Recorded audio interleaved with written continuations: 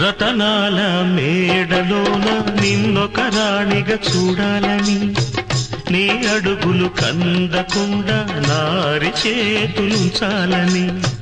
రతనాల మేడలోన నిన్నొక రాణిగా చూడాలని, నీ అడుగులు కందకుండా నారి చేతులుంచాలని. ఎంతగా అనుకున్నాను, ఏమిటి చూస్తున్నాను. ఎంతగా అనుకున్నాను, ఏమిటి చూస్తున్నాను.